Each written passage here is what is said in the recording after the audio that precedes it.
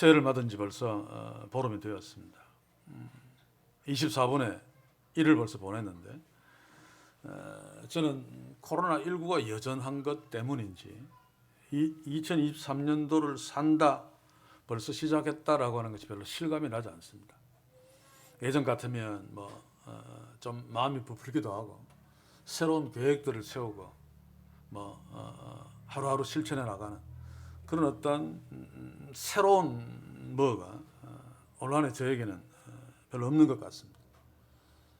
긴 코로나19 때문에 나도 모르게 마음이 좀 어두워졌고 우울감 같은 심리 상태 때문인지 모르겠습니다만, 그러나 그럼에도 불구하고 현실은 벌써 우리가 2023년도를 보름 살았고 앞으로 또 살아가야 한다는 것입니다.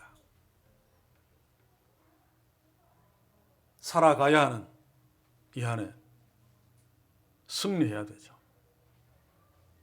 그래서 오늘 저는 디모데후서 3장 12절에서 17절 말씀으로 다음 주일까지 두 번에 걸쳐 나누면서 24분의 23이 남아있는 이 한 해를 어떻게 살아야지 정말 승리하면서 살 수 있을까 한번 고민해 보기를 원합니다. 오늘 말씀 앞에서 먼저 우리가 생각할 것은 오늘 우리에게 주어진 말씀이 디모데 후서죠. 디모데 후서는 우리가 잘 알다시피 바울의 마지막 서신입니다.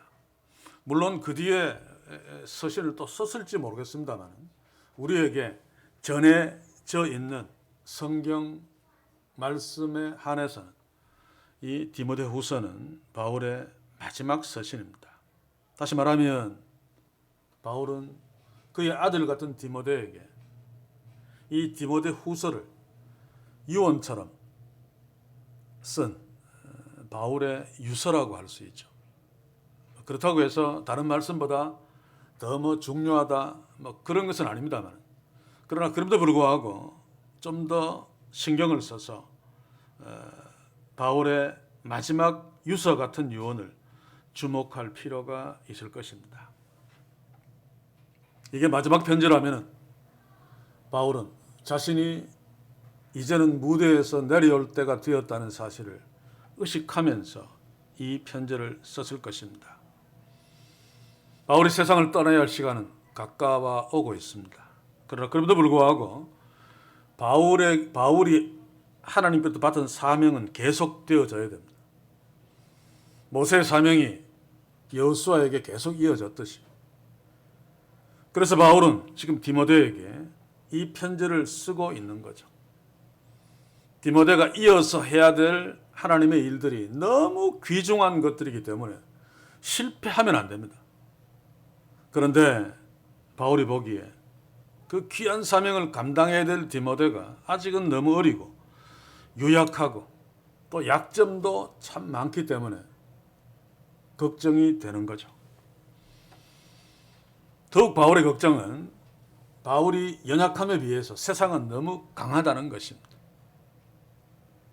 앞으로 본문에서 보겠지만은 디모데가 대항해서 싸워야 되는 세상은 너무 강하고 또 너무 악해서 디모데가 제대로 그 세상과 싸우면서 하나님의 사명을 감당해 나간다면 필연적으로 엄청난 핍박 앞에 서야 하는, 그래서 바울은 애처롭겠죠. 이런 상황이 지금 바울이 디모데에게 편지하고 있는 12절의 상황입니다. 12절 한번 읽어봅시다. 무릇 예수 그리스도 안에서 경건하게 살고자 하는 자는 핍박을 받으리라. 물론 이 말씀은 당시에 그리스도인들의 보편적인 상황을 이야기합니다. 하나님의 자녀라면은, 그리고 하나님의 자녀답게 믿음을 지키며 살려고 한다면 필연적으로 세상으로부터 핍박을 당할 수밖에 없는데, 바로 이 핍박은 디모데에게도 해당되어지는 것이죠. 자, 그런데 디모데는 연약하고 또 어리고 또 약점들이 많습니다. 그래서 이런 악한 세상 가운데서 핍박이 이토록 극심한 가운데서 반드시 성공해야 되는, 실패하면 안 되는 하나님이 디모데에게 주신 사명을 디모데가 잘 감당할 수 있을까?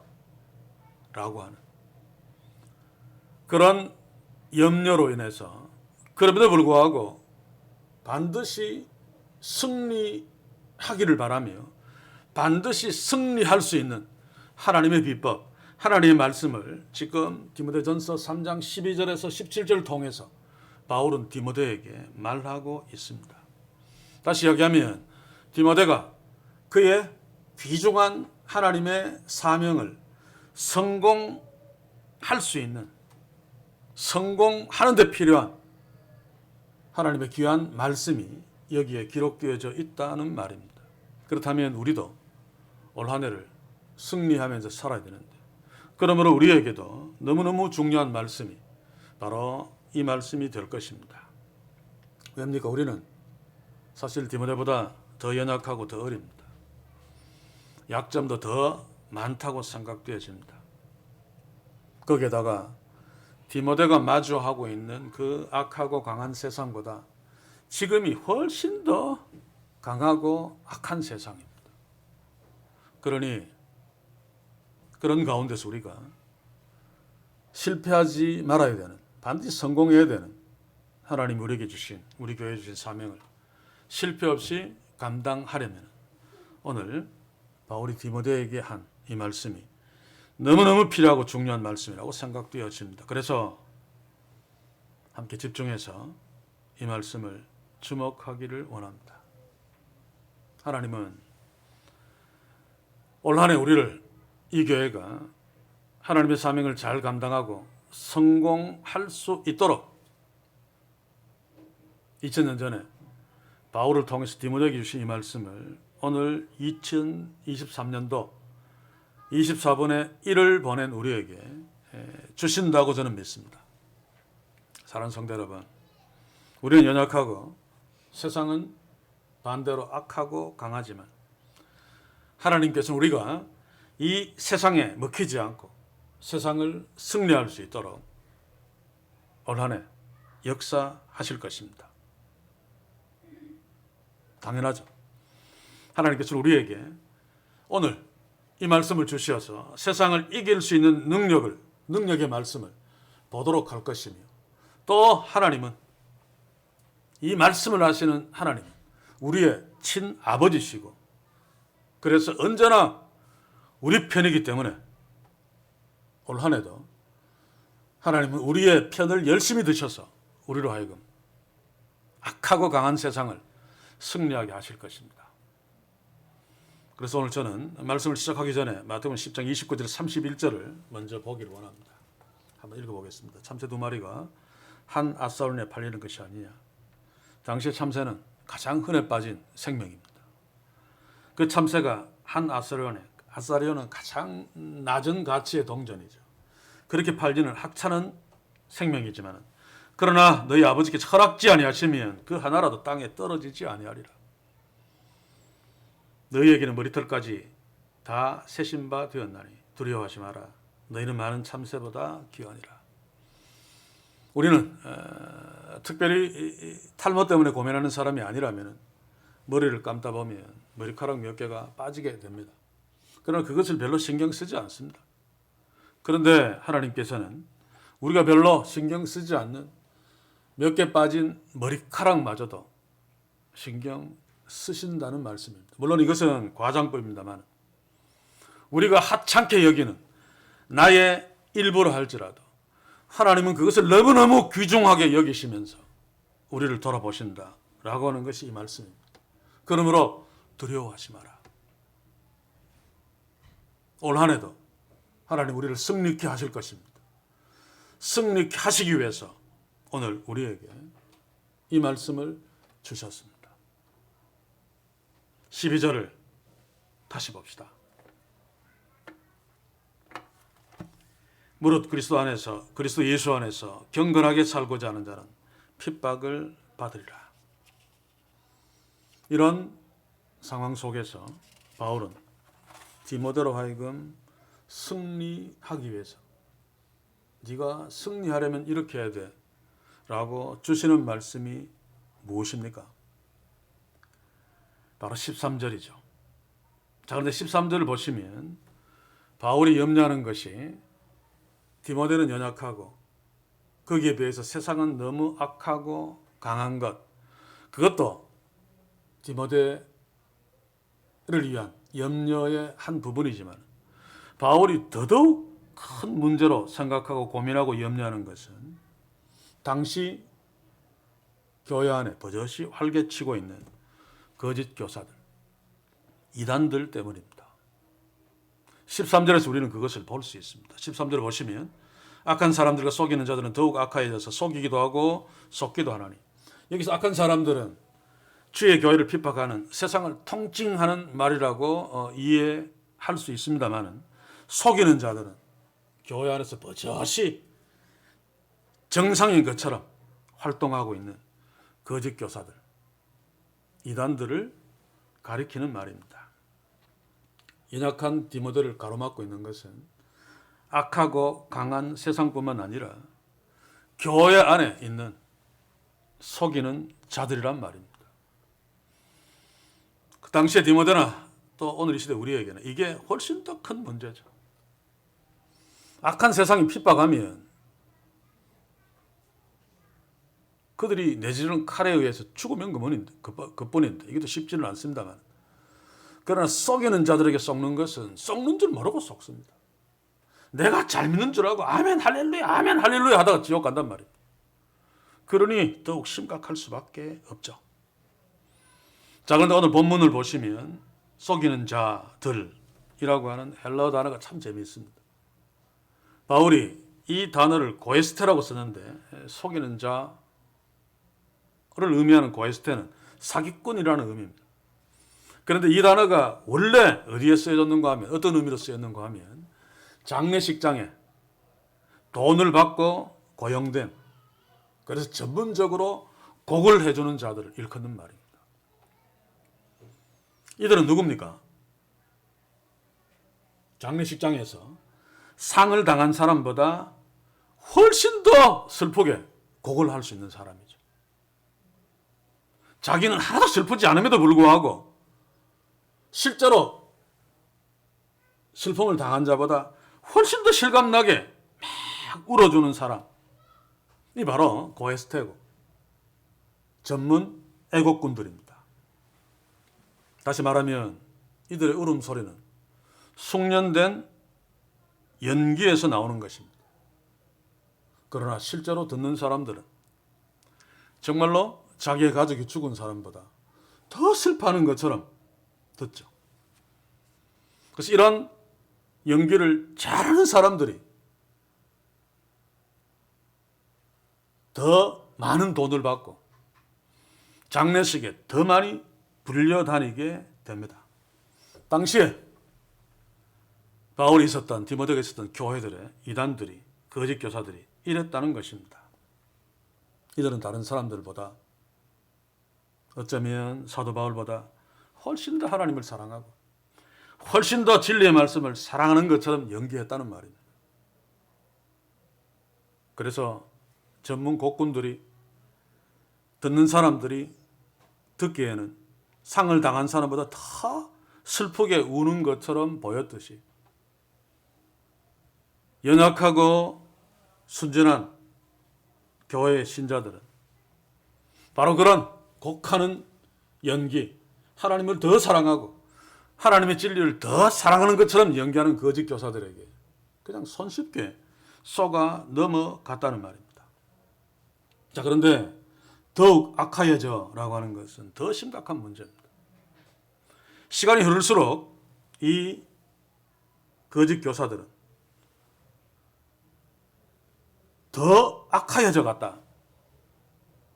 자, 이 말을 원문대로 보시면 더 악하여져는 의역인데, 악위에서 자라갔다, 악위에서 성장했다, 이런 말입니다. 자, 이들을, 거짓 교사들은 악위에 있으면서도 쑥쑥 잘 자라갔다는 말입니다. 쑥쑥 잘 성장했다는 말입니다. 그러니 연약하고 순전하고 어리석은 일반 신자들은 쑥쑥 잘 자라고 쑥쑥 잘 성장하는 그것만 보고, 야, 저게 맞겠다, 성령 충만한 거야, 하나님이 축복한 거야. 그러면서 더 잘 쏘가 넘어간다 그 말입니다. 그들은 쑥쑥 더 잘 자라는 것을 통해서 더 잘 쏘기고, 그것만 보고 있는 자들은 거기에 더 잘 쏘고. 그래서 일반적으로 사람들은 쑥쑥 자라는 것만 보게 되어 있습니다. 그 아래, 그 바탕이 악인지 선인지 신경 안 쓰죠. 또 신경 쓰고 싶어도 잘 분별할 수 없습니다. 이게 그 시대나 오늘 이 시대나 참으로 참 슬픈 현실인데, 바울은 악하여져서, 더욱 악하여져서 라고 하는 표현으로 당시에 거짓 교사들이, 바울은 계속 찌그러졌습니다만 더 성장하고 더 잘 나가고, 그래서 더 잘 속이고, 그래서 사람들은 더 잘 속고, 다음 절을 보시면 뭐라고 말하고 있는 건 속이기도 하고 속기도 하나니, 다 현재형을 쓰고 있습니다. 지속적으로 속이는 자들은 더 잘 속이고, 지속적으로 속는 자들은 더 잘 속고 있는 것이 당시에 1세기 말 2세기 초에 교회의 현실이었습니다. 심각한 문제죠. 자, 이런 현상은 오늘 이 시대의 교회에는 더욱 빈번하게 판을 치고 있습니다. 이런 상황들은 제가 이전에도 수없이 설명했기 때문에 생략을 하겠습니다만, 문제는 속이기도 하고 속기도 하나니, 이게 계속해서 반복해서 계속해서 나타나며 그 정도가 점점 더 심해지는, 바로 이것이 문제죠. 이런 상황들이 여기까지 온 것입니다. 그래서 바울이 걱정했던 그 시대보다 지금은 훨씬 더 심한 거죠. 만약 바울이 이 시대에 우리에게 편지를 썼다면 할 말 없다, 노 코멘트라고 했을지도 모르겠습니다. 디모데 당시보다 벌써 2000년이 훌쩍 지났죠. 그러면 바울이 걱정했던 악위에서 쑥 자라고 쏟기도 하고 속이기도 하는 그 상황들이 지금은 어느 정도일까 상상이 잘 안 갑니다만, 그래서 우리는 디모데보다 더욱 정신을 차리고 오늘 이 주신 말씀을 주목해야 된다. 우리는 알고 있잖아요. 오늘 이 시대가 얼마나 악한가.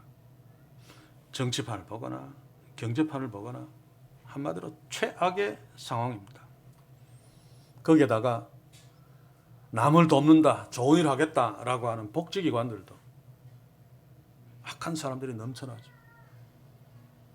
그래서 언제부턴가 저는 TV를 보면서 무슨 유니세프 이런 광고 막 나올 적에 괜히 의심이 갑니다. 저들이 정말 광고하는 대로 순수하게 참 막 죽어가는 제 어린 생명들을 위하는 것일까? 아니면 누구 말대로 무슨 빈곤 포르노 이런 말대로 저런 어떤 영상들을 이용해서 자기 배를 채우려고 하는 것인가? 분간이 잘 안 갑니다. 정치판, 경제판은 악해진다, 더욱 악하다 이해가 가는데, 좋은 일을 하겠다는 복지기관에서 마저도 악한 인간들이 판을 치고 영노릇을 하고 있단 말입니다. 그러면 교회판은 괜찮은가? 더 큰 문제가 바로 교회 안에 판치고 있는 속이는 자들, 돈 받고 더 실감나게 우는 전문 애국군들이 넘쳐난다는 거죠. 그런데 더 큰 문제는 그들이 악위에서 더욱 쑥쑥 더 잘 자라고, 더욱 쑥쑥 더 잘 성장하고 더 잘 나간다는 것입니다. 그래서 더 많은 사람들이 아무 의심 없이 거기에 쏟고 있다는 거죠. 어떤 이들은 이렇게 가슴을 치면서 비판합니다. 오늘 시대의 목사들의 목회 성공 그리고 유명세는 그들이 얼마나 연기를 잘하느냐에 따라서 결정된다. 상당히 일리가 있는 비판인 것 같습니다. 자, 그런데 장례식장에서 더욱 슬픈 것처럼 실감나게 곡하는 자들이 더 비싼 몸값을 받고 더 비싸게 팔리듯이 오늘 이 시대에도 별반 다르지 않는 것 같습니다. 그래서 이런 상황들이 계속 악순환되어서 점점 더 나빠져서 오늘 이 지경까지 오게 된 것일 것입니다.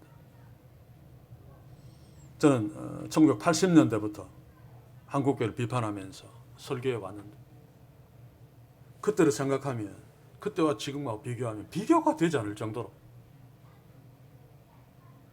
지금은 할 말이 없을 정도로 더 상태가 나빠졌단 말입니다. 자, 그러면 이런 13절의 상황,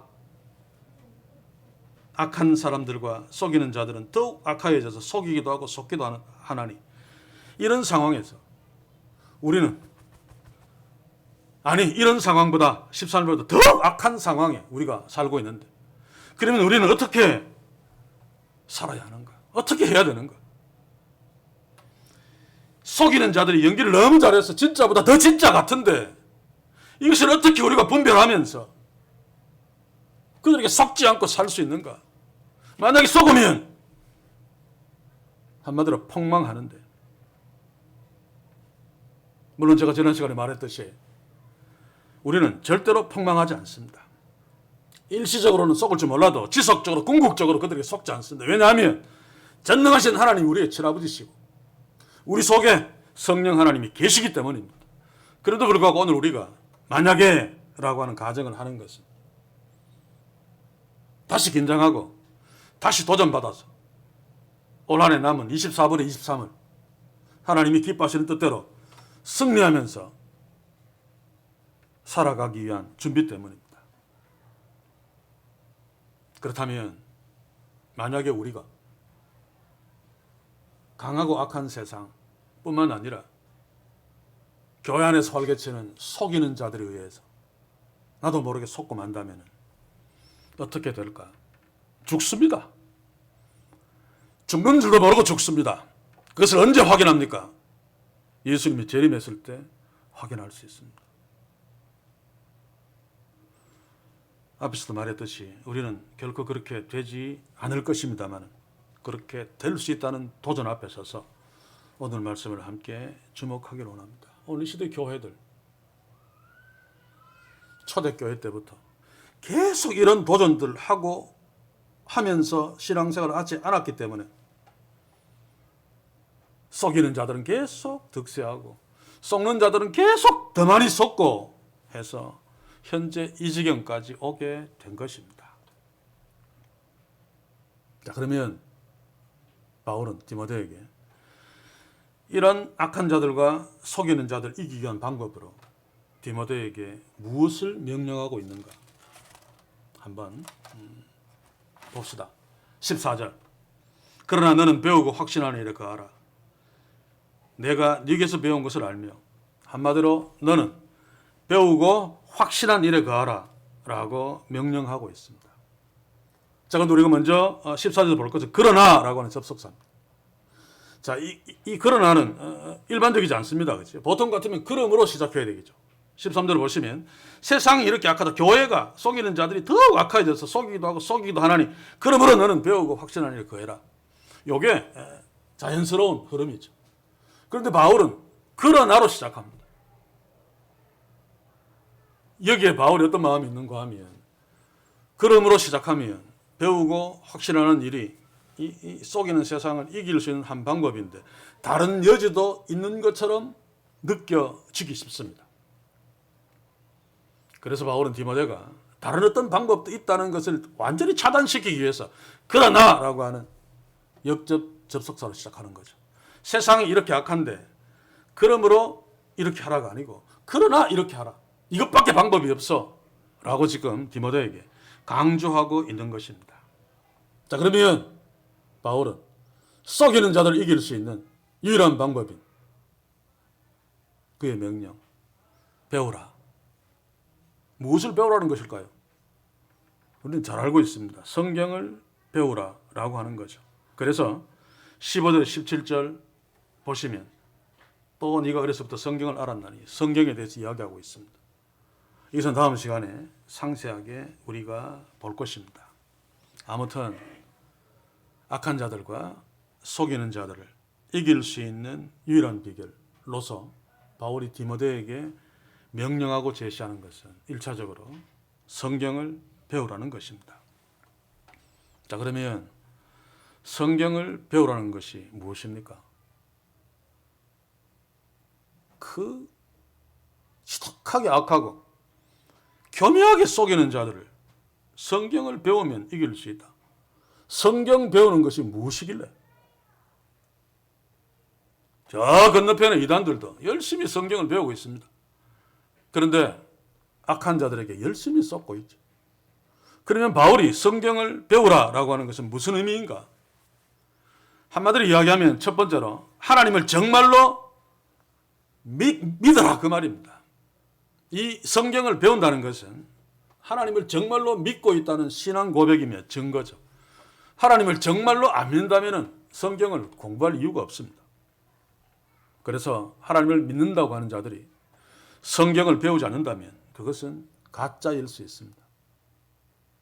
제가 가짜라고 단정 짓지 않는 것은 아직 철이 없어서 아직 너무 어려서 모르고 있는 그런 어떤 지체들도 있을 것이기 때문에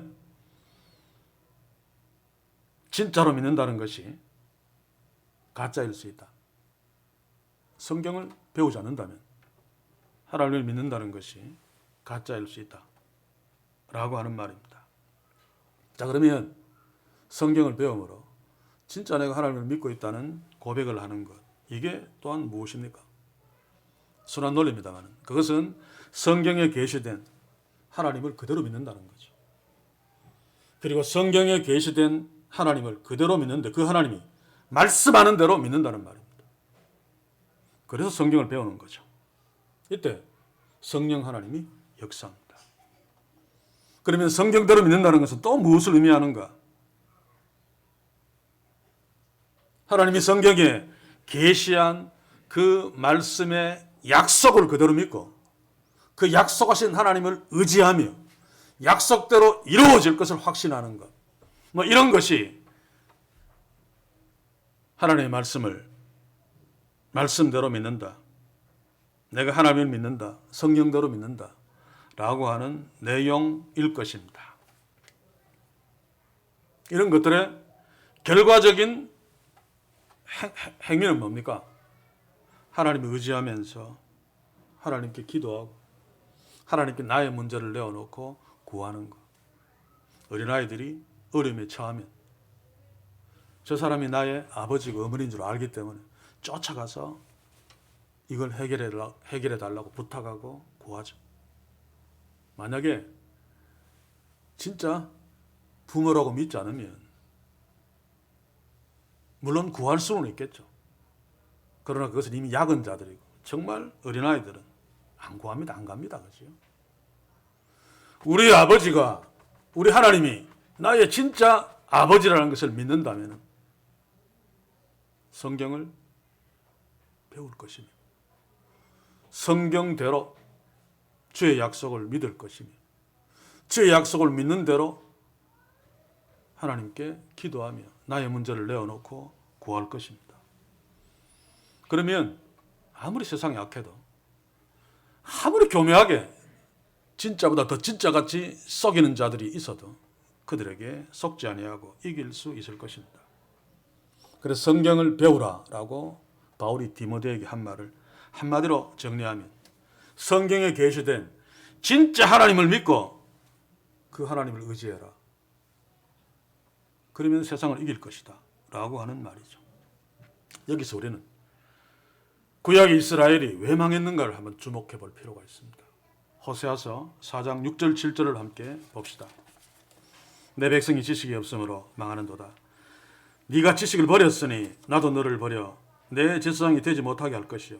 네가 지식을 버렸다는 것은 하나님을 버렸다는 말입니다.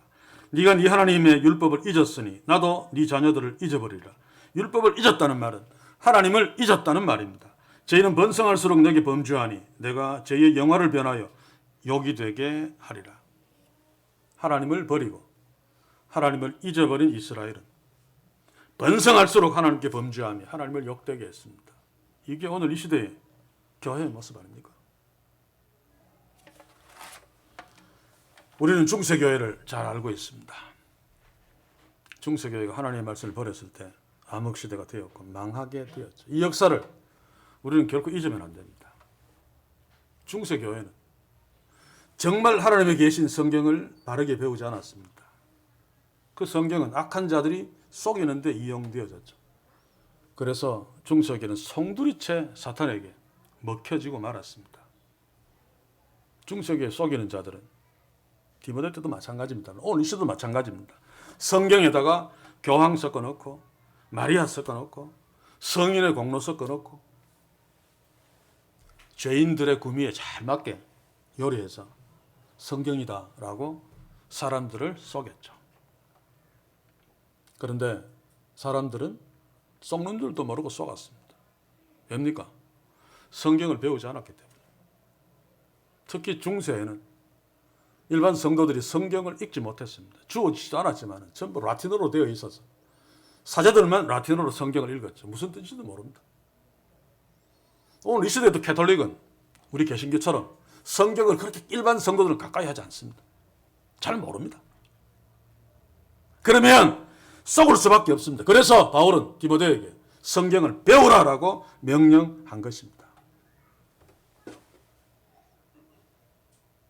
성경을 교묘하게 변조시켜서 교인들을 속였던 중세교회에 속이는 자들은 그럼에도 악위에서 쑥쑥 잘 자랐죠. 지금까지도 사람을 감탄하게 만드는 그러한 베드로 사원, 바티칸 사원, 성전이라고 하는 교회당 건물들을 멋지게 지어 놓았습니다. 정말 잘 나갔습니다. 당시에 로마 황제가 로마 교황 앞에 무릎을 꿇을 정도로. 그러니 수많은 사람들이 거기에 속을 수밖에 없죠. 하나님이 축복했다 라고 생각할 수밖에 없습니다. 그 밑에 악위에서 자라고 성장한 것을 판단하지 못하는 자들은. 그런데 당시에는 아무도 성경을 배우지 않았기 때문에, 아니 배우지 못했기 때문에 거의 100% 속을 수밖에 없었습니다. 그런데 불행한 것은 중세교회의 그 비극이 더욱 업데이트되어서 오늘 이 시대에 교회들 안에 존재하면서 그 업데이트된 프로그램들이 교회를 지배하고 있다는 데 있습니다. 정말 슬픕니다. 우리 한국 초대교회는 정말 하나님의 말씀을 사모했습니다. 잘 몰랐어도. 그래서 우리 한국 초대교회 때 지금 사람들이 부흥회라고 이야기합니다는 부흥회가 아닙니다. 도사경회라고 타이틀을 붙이고 사람들이 모였죠. 그때는 목회자들이 그렇게 많지 않았고 성경을 많이 하는 사람들이 그렇게 많지 않았기 때문에 한 좀 큰 장소에서 도사경회, 그래서 사람들이 막 모여서 요즘으로 치면 부흥회처럼 그런데 부흥회가 아니고 도사경회였는데, 도사경회는 한문인데 그것을 풀이하면 성경 공부 모임입니다. 성경 공부 모임에서 찬송도 하고 기도도 하고 성경 공부, 막 성경을 가르쳐서 그 성경 말씀으로 하나님을 만나고, 그러니 당연히 회개가 나오죠. 막 울고 회개하고. 그래서 1907년에 평양에 있었던 평양 대부흥은 도사경회에서 시작된 것입니다. 성경 공부 모임에서 시작된 역사입니다. 그런데 이게 변질되어 버렸죠. 그럼 곰곰이 생각해 보니까 그 좋은 도사경회, 성경 공부 모임, 하나님의 말씀을 사모하며 성경을 배우는 그 전통이 슬프게도 일제시대 일본한테 나라가 먹히고, 그리고 교회들이 독립, 이게 가장 중요한 가치관이 되어버리고 애국심이라고 하는 것으로 성경을 멀리해버렸습니다. 성경을 멀리했다는 말은 성경 말씀을 가까이 하지 않았다는 말이 아닙니다. 성경 말씀을 그대로 받아들이면 독립 애국심은 한참 뒤로 가야 되는 거죠. 그래서 변조시킨 것입니다. 성경 말씀을 멀리한 것이나 마찬가지죠. 그리고 그 이후에 6.25 사변을 겪고 정말 못 살게 된 상황에서 교회들은 좀 배고픔을 면하고 좀 잘 먹고 잘 살고 싶어서, 부자 되고 싶어서 또 하나님의 말씀을 멀리했습니다. 더 정확하게는 변조시킨 거죠. 그러다가 1980년대쯤 와서 이제 어느 정도 잘 먹고 잘 살게 되었는데 사람의 욕심은 더 부자가 되고 싶은 거죠. 더 부자가 되고 싶어서. 또 더 부자가 되니까 권력도 갖고 싶고, 또 유명해서 명예도 갖고 싶어. 그래서 더더욱 하나님의 말씀을 멀리 하면서 여기까지 온 것입니다. 그러다가 이 시대 교회들은 우리가 지난 시간에 본 대로 언제부턴가 디모데후서 4장 3, 4절처럼 되고 말았죠. 한번 읽어봅시다. 때가 이르리니 바울 때는 때가 이르리니 미래고 지금은 때가 이르렀으니 사람이 바른 교훈을 받지 아니하며 귀가 가려서 자기의 사욕을 좇는 스승을 많이 두고 이 사람들이 전문 곡하는 사람들입니다. 또 그 길을 진리에서 돌이켜 허탄한 이야기를 좇으리라. 이게 오늘 이 시대 우리가 처한 교회 상황입니다. 그러나 우리는 이런 상황에서도 2023년도를 하나님이 기뻐하시는 승리의 삶을 살아가야 하기 때문에 오늘 바울이 하나님의 말씀 성경을 배우라라고 하는 명령에 주목해야 됩니다. 이 부분은 다음 시간에 더욱 심도 있게 볼 터인데, 자, 오늘 이 시대 교회가 디모데후서 4장 3절에서 4절처럼 되었는데, 이런 심각한 상황은 이 시대의 세계 교회가 동일하게 그렇죠.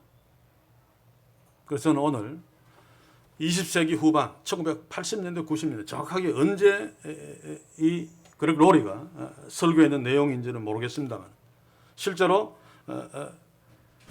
그렉 로리가 목사님이 설교한 내용을 잠깐 소개하면서 말씀 마치기를 원합니다.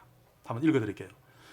그리스도인의 가정이나 교회에서 성경책은 그저 테이블의 장식용으로, 또 목사가 설교 중에 손에 들고 마구 흔들기 위하여 지옥 갑니다 라고 하는 이런 용어로, 또 맹세할 때 손을 얹는 받침대로, 결혼식 때 성경책 위에 손을 얹고 맹세하는, 또 침실용 작은 탁자 뒤에 두어 영적 분위기를 고취시키는 그런 목적으로 사용되고 있다. 이게 교회가 성경을 하나님이 원하시는 뜻대로 사용하지 않고 다른 용도로 사용하는, 오늘 이 시대 교회들은 보면 성경을 성공하는 용도로 사용합니다. 그래서 성경 가지고 주식 투자 성공하는 비율, 예수님의 경제생활, 이따위 제목들을 성경에서 뽑아내어서 아주 멋지게 강의하고 또 멋지게 교회들로부터 불림을 받고, 이야 대단하다. 그리고 또 그렉 로리 이렇게 말합니다. 나는 비행기를 상당히 많이 타는데 승무원이 안전에 대해서, 안전벨트에 대해서, 산소 마스크에 대해서 알려주는 것을 수백 번이나 들었다. 그런데 승무원들은 비행기가 바다 위에 비상 착륙할 것에 대해서 설명하면서도 마치 이 상황이 절대로 일어나지 않을 것처럼 상냥한 목소리로 편안하게 말한다. 또 이 방송을 듣는 승객들은 그때 대개는 잡지를 뒤적이며 그저 이 승무원이 비상구가 저기 있습니다. 그럼 비상구 있는 데를 한번 쳐다보고 그런 쳐다보는 정도로 끝내버리고 다시 잡지를 뒤적이거나 아니면 눈을 감고 잠을 청한다. 그렉 로리가 말하는 이 말은 승무원들이 방송으로 상냥하게 이야기하는 것, 그 내용이 절대로 일어나지 않을 것처럼 편안하게 이야기하는 것, 바로 이게 그 시대에, 오늘 이 시대에 목사들이 설교하는 태도를 비꼬는 것입니다. 그리고 그 설교를 듣고 있는 자들 잡지를 뒤적이면서 목사가 성령적 한번 이렇게 쳐다봤다가 또 눈을 감고 잠을 청하는, 오늘 이 시대에 성도라고 하는 자들이 하나님의 말씀에 대한 태도를 빗댄 것입니다. 혹시 우리의 모습이 아닌지 한번 돌아봅시다. 사랑하는 성도 여러분, 우리는 절대로 이러지 않기를 소원합니다. 그러나 원래도 사탄은 어느 때보다 더 강력하고 교묘하게 주님의 교회를 유린하려고 들 것입니다. 거기에는 우리 교회도, 우리도 예외가 아닙니다. 우리를 속이려고 들 것입니다. 그러나 우리는 이런 사탄의 계획에 속지 않아야 됩니다.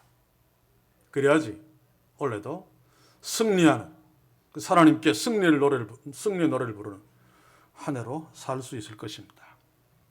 그러면 바울이 명령한 대로, 아니 성령 하나님이 말씀하신 대로 성경을 배워야 하는데 이게 유일한 방법인데 한번 물어봅시다. 지난 2022년도 한 해를 살면서 나는 성경을 얼마나 가까이 했는가? 신구약 성경 66권을 몇 번 읽었는가? 별로 할 말이 없죠. 우리 다가 그렇습니다.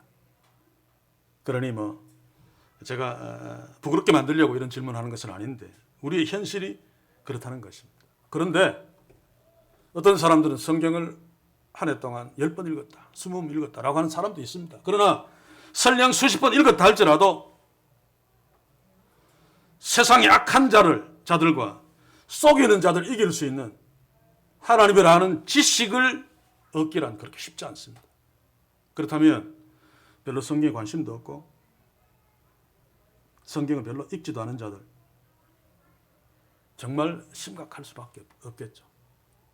절대로 이길 수 없습니다. 그렇다면 절대로 하나님의 진짜 축복을 누릴 수 없습니다.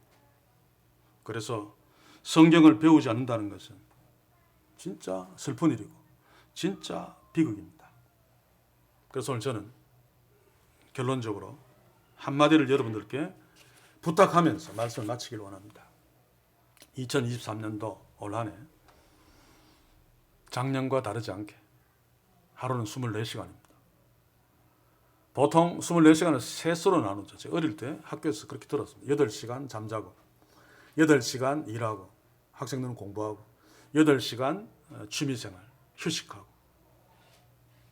그래서 8시간 잠자고 8시간 돈 벌기 위해서 일하는 것은 할 수 떼어놓고 나머지 8시간 운동도 하고 또 취미생활도 하고 TV도 보고 그런 시간 8시간을 우리가 하나님 우리에게 주신 소득의 10분의 1을 구별해 11조를 드리듯이 8시간 중에 10분의 1을 성경을 배우라는데 투자했으면 좋겠다는 8시간에 10분의 1은 얼마입니까? 6, 8, 48, 48분입니다. 그렇죠? 그렇게 긴 시간이 아니라 굉장히 짧은 시간인데 그러나 쉽지 않습니다. 사실 하루에 48분 굉장히 짧은 시간이지만 그러나 그러지 않고 매일매일 꾸준히 48분을 성경을 배우는 데 투자한다면 거기에는 기도하는 시간, 큐티하는 시간 다 포함되어지겠죠. 그러면 1년을 지속한다면 놀라운 변화가 있을 것입니다. 하나님 주시는 놀라운 승리의 축복을 저절로 경험하게 될 것입니다. 그런데 하나님 우리에게 주신 24시간 중에 48분은 정말로 짧은 시간인데 그리고리 목사의 설교 중에 제가 빠뜨린 것이 있습니다.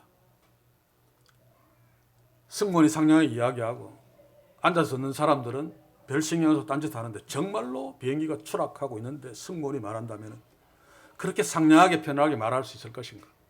그리고 추락하고 있는데 그 소리를 듣고 있는 승객들은 잡지를 뒤지고 있을 것인가? 어떻게든 살려고 승무원이 이야기하는 것을 듣고 안전벨트를 어떻게 매고 산소는 어떻게 해서 거기에 막 잠깐이라도 확실하게 이해하려고 막 몸부림칠 게 아닌가? 우리가 48시간, 24시간 중에 48분이라도 이것에 그냥 반만이라도 집중해서 큐티하고 기도하고 주의 말씀을 주목한다면 놀라운 일이 일어날 것이다 라고 저는 믿습니다. 꼭 잘 안 될지 몰라도 제가 추천하는 대로 하루 24시간에 3분의 1인 8시간에 10분의 1은 48분을 바로 바울이 디모데에게 성경을 배우라라고 하는데 투자하는 매일매일의 삶으로 올 한 해는 작년에도 물론 부분적으로 승리하고 재작년에도 승리했지만 올 한 해는 이전에 볼 수 없었던 그래서 하나님이 너무나 크게 박수치는 승리, 축복의 한 해가 되기를 주의 이름으로 간절히 소원합니다. 기도합시다. 주여, 어리고 연약하며 약점 많았던 디모데가 처해 있던 시대보다 오늘 이 시대가 더욱 악하며 교회는 속이는 자들이 더욱 난무하는데 바울이 디모데에게 명령한 성경을 배우라는 그 명령, 오늘 이 시간 우리가 귀담아 듣고 가슴에 새길 수 있도록 성령이여 도우소서. 오늘 나누며 제안한 대로 잘 안 되더라도 결심하며 하루에 48분을 주의 말씀을 배우며 기도하며 큐티하는데 쓰겠다고 우리 모두 결단하게 하시고 그 결단이 1년 내내 지속될 수 있도록 성령께서 도우셔서 올 한 해 승리하는 삶, 그래서 하나님께 더욱 감사하며 하는 삶, 그래서 하나님이 우리를 향해 박수 치시는 삶, 이 안에 채울 수 있도록 우리 모두를 그렇게 축복해 주시옵소서. 예수님의 이름으로 기도하옵나이다. 아멘.